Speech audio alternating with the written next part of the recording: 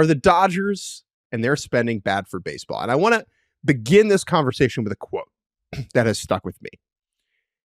Before game 1 of the World Series this past year, Andrew Friedman did his media availability. This was the media availability where he was asked about Roki Sasaki. Justice for Ron Blum. Justice for Ron Blum of the AP, who asked about Roki Sasaki, and Andrew Friedman poo-pooed him, and Ron was right in retrospect. What was very, sorry, just real quick, what was very funny about that is he did not use the words Roki or Sasaki. He specifically asked about international bonus pool money, and Friedman blew up at him. He didn't even get to say Roki Sasaki. Right. He was just, it was very amusing. It was a very amusing scene. It was one of the, every postseason, you get like one unforgettable press conference moment. And that was it. Was the one. But there was something else in this press conference that has stuck with me.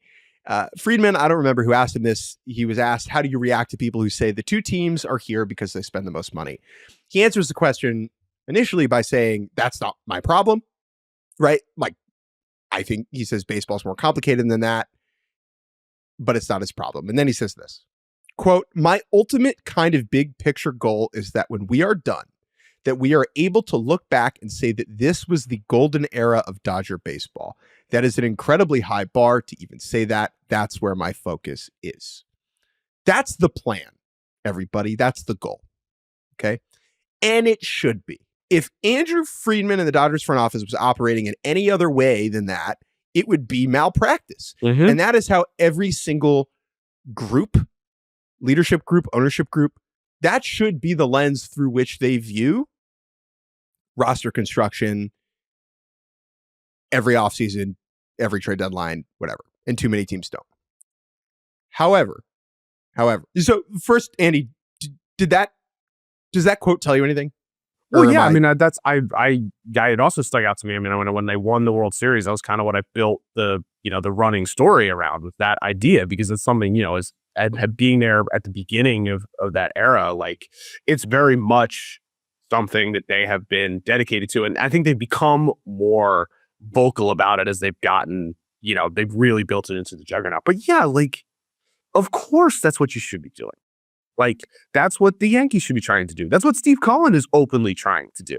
It's just different when it's like Steve Cohen and you're like, I'm trying to change the way the Mets are perceived, versus Hal Steinbrenner, who's like, we're trying to make good decisions and, keep the Yankee brand strong. But Hal never comes out and says, like, we want this to be the golden era of Yankee baseball. Frankly, that would be quite challenging to do.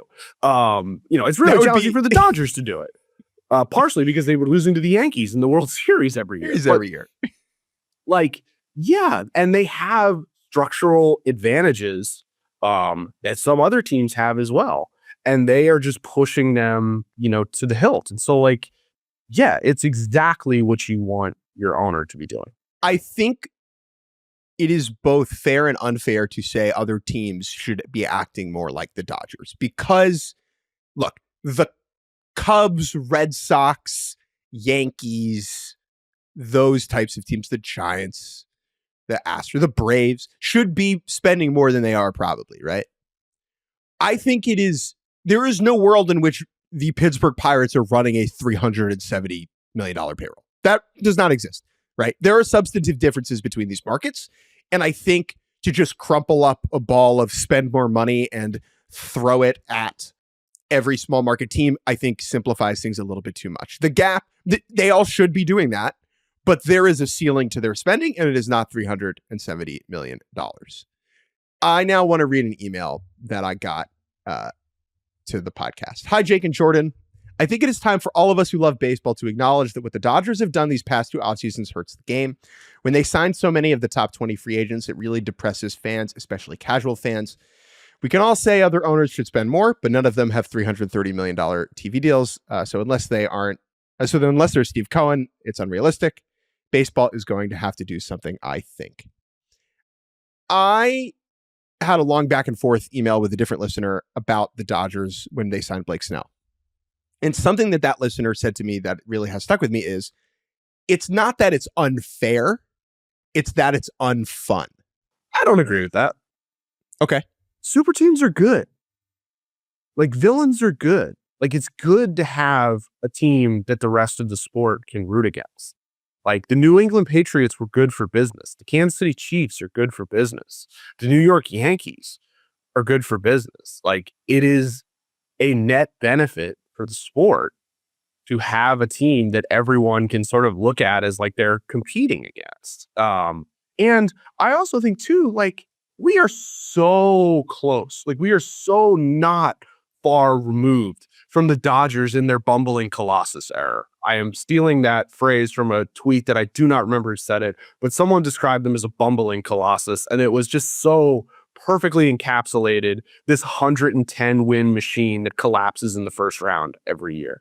Like, that is like 15. I don't know how to do the math, but like, that's last year. That's Yeah, last year. Not even That's last. who they That were. was October. That was, They were a game away. they were so like, and so again, the margins of this, like, they went from being the laughing stock of the sport, this team that buys all these players and cannot, get over the hump, to a team that's breaking the game basically on the strength of like a bullpen game against the Padres and Yoshinobu Yamamoto pitching really well 2 days later. I get the sentiment from fans. I get all of that, but like, man, they're going to play a season this year. The Dodgers probably won't win the World Series. And like, it'll be like, people will enjoy that. And that's good for the sport. Every time the Patriots lost in the Super Bowl was the best. Yeah. The best. People like that. It was amazing. Like, I don't care about the Eagles. I know you do. But like, I happened to be in Philadelphia when the Eagles beat the Patriots in the Super Bowl, and it was amazing, right? Having a team to hate, that we all agree that we hate. Like, there is a unifying energy about that. And we had that with the Yankees in the 90s. And to act as if the Dodgers right now are the first team to flex a competitive advantage, either financially or, institutionally, I think that kind of misses the point. Like, this is not new. Maybe the numbers are bigger than they've ever been before because inflation and money, but this is not necessarily a development that's the first of its kind.